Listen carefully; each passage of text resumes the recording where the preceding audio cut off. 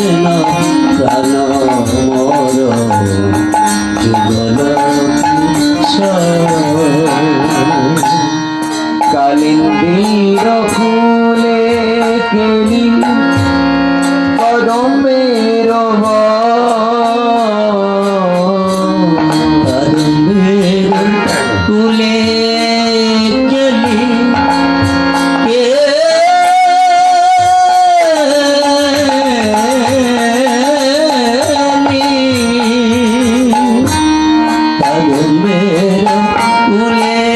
কেলি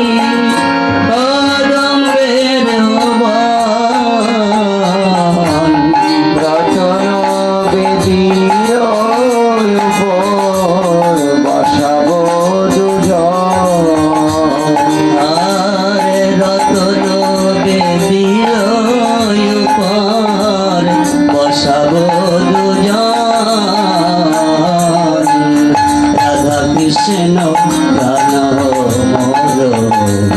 যুগল কিশোর রাধা কৃষ্ণ প্রাণ মোর যুগল কিশোর।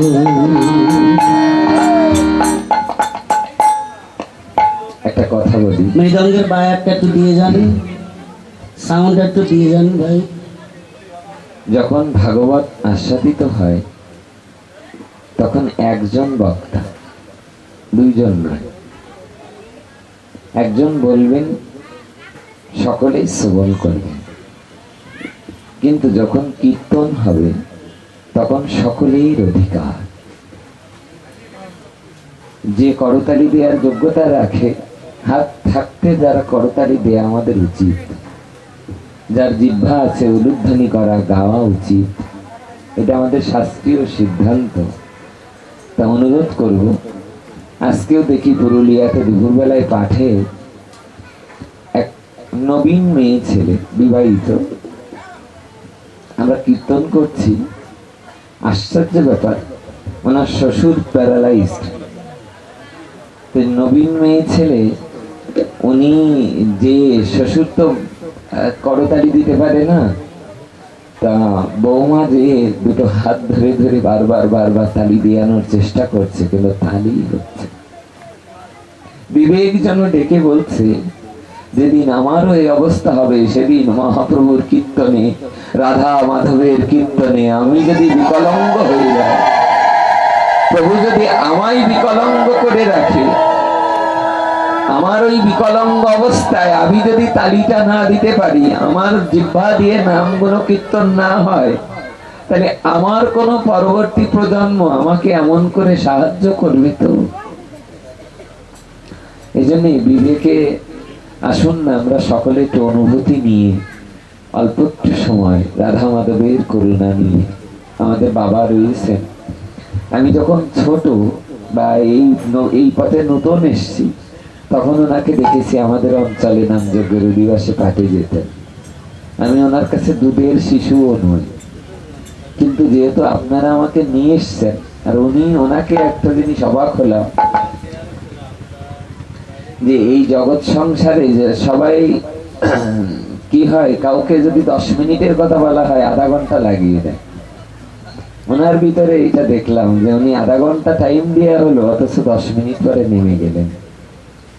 এটা অন্যরকম। আসুন আমরা সকলে একটু করতালি, উলুধ্বনি, জয়ধ্বনি দিয়ে মহাপ্রভুর কীর্তনকে আমরা মাধুর্যমণ্ডিত করে তুলি। বলো রাধা রানী কি জয়। শ্যাম গৌরী অঙ্গে দিব চুয়া চন্দনের গন্ধ, শ্যাম গৌরী অঙ্গে দিব চুয়া চন্দনের গন্ধ, আমার ঝোলা কবে মুখ